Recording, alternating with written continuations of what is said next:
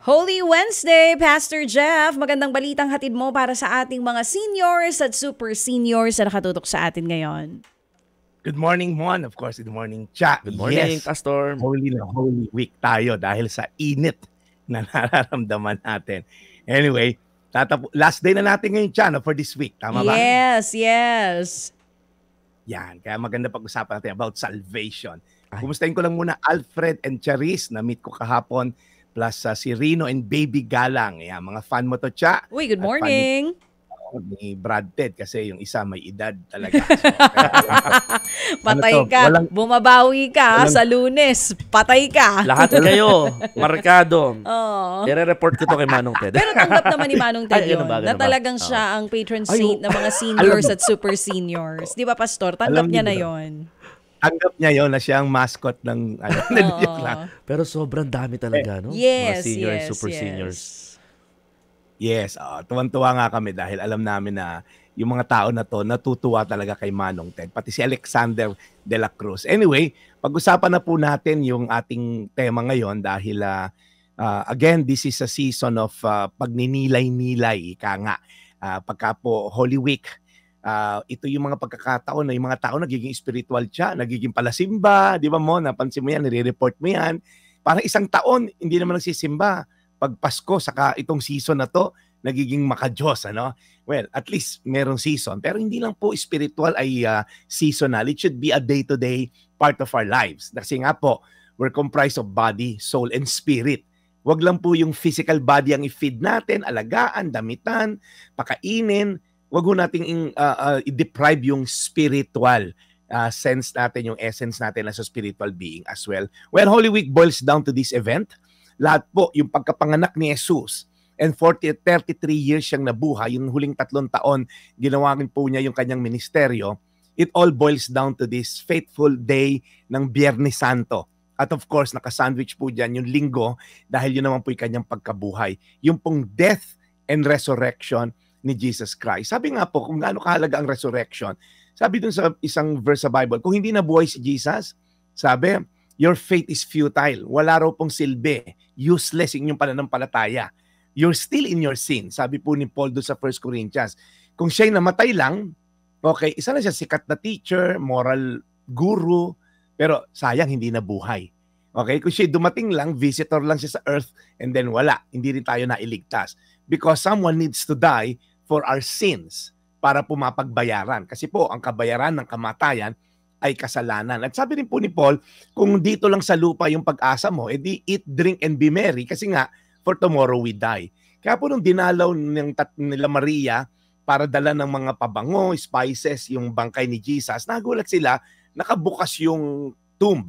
I was here last year, nung February, sa they believe yun yung tomb ni Jesus, at wala pong laman hanggang ngayon, okay? And then sabi po nung angel, don't be alarmed kasi yung hinahanap yung Jesus, na na-crucify, sabi, he's not here, for he has risen, just as he said. Kaya po pag tinignan nyo, siya po ay hindi na natiling patay, siya po ay nabuhay upang maging kumpleto ang pagbabayad sa ating mga kasalanan. Kasi po ang dinidemand ng Father in heaven, kailangan may magbayad because sin is so costly. Someone needs to pay. At since hindi natin kayang bayaran dahil lahat tayo ay pinanganak na makasalanan, hindi natin pwedeng pagbayaran ng sarili nating mga kasalanan by good works. Hindi po. Kaya sabi sa Ephesians 2, verses 8 to 9, pakita mo Seth, for it is by grace you have been saved through faith. And this is not from yourselves. It is the gift of God.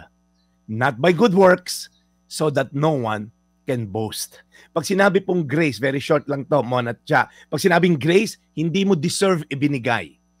Pag binigay yung deserving mo, justice yon. Ayan. Ang sama mo, mapupunta ka impyerno, that's justice. Ang mercy, hindi mo makukuha yung deserving mo.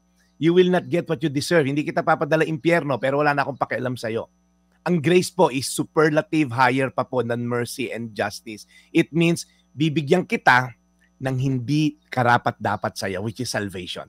Kaya po pag tayo nanampalataya sa finished work of Christ sa cross, which is yung pagkamatay niya at pagkabuhay, it is a gift. Tatanggapin mo lang. It's meant to be received. Hindi mo to kayang pagtrabahuan by good works. Otherwise, magyayabangan daw po tayo sa langit. Paano ka napunta rito, Mon? Bait ko, pastor, sa baba. Nagtayo ako ng orphanage. Nagtayo ako ng ospital sa mahihirap, bla bla bla. Tapos ikaw, wala ka nagawang kabutihan. Ang liit ng bahay mo sa langit. Hindi po ganon. We're all equal. Recipient po tayo ng grasya ng Diyos. We don't deserve heaven, and yet He gave it to us by believing, sabi po ito, through faith in the finished work of Christ. Kaya po, again, as I end, sabi ni Jesus, it is finished. Tetelestai. Tapos ang kanyang trabaho. Ang Holy Week po ay nilalala natin na matay si Jesus pero hindi rin natapos. Siya nabuhay on the third day para kumpletuhin ang proseso ng salvation mo at salvation ko upang tayo maligtas sa ating mga kasalanan. Tayo manalangin. Panginoon, salamat po sa regalo nyo na salvation. Hindi namin to kayang pagtrabahuhan, otherwise, parang niyurakan namin yung pagkamatay sa krus. Kung pwede naman palang by good works. Di lamang yung ibang mayayaman na maraming way para makagawa ng kabutihan sa paggawa ng mga mababait sa kapwa. So Lord, salamat, hindi by good works ang salvation. It is not by good works. It is only by your grace. Salamat, Panginoon, sa iyong pagkamatay kami nabuhay. You were cursed so that we may be blessed. Thank you, Jesus, for dying for us and rising from the dead after the third day.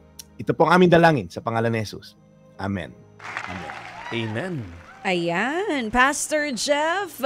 Baka meron ka munang gustong sabihin bago tayo magpaalam dito sa ating mga listeners and viewers. Yeah, sakto siya. Sa Friday and Saturday, meron po kaming Holy Week devotions na available po sa YouTube and Facebook ng Rebuild City Church. Tandaan niyo po, Rebuild City Church. Subscribe lang po kayo sa church that I'm part of. Meron po kaming devotional video. Gumawa po ako at ang aking kasama si Doc June sa Friday and Saturday po yan.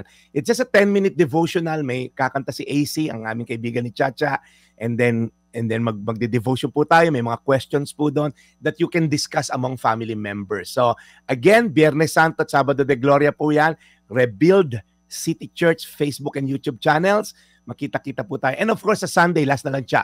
Sa Sunday, 10 a.m., magpipreach po ako live sa Fairmont Hotel, 10 a.m. po yan sa linggo about Easter Sunday. Kung libre po kayo, sagot ko kape nyo. Basta dumating kayo ng 9:30. Ako na bahala sa coffee nyo sa Fairmont Hotel in Makati. Tabi lang po ng landmark yan. Salamat siya. At Mon, ito po yung Daily Brad, your daily dose of inspiration. Thank you, Pastor. Maraming salamat, Pastor Jeff Eliscopides for the Daily Brad. Ted Filon at DJ Chacha. Ngayon, nasa Radyo 5, 92.3 News FM. Monday to Friday, 6 to 10 a.m.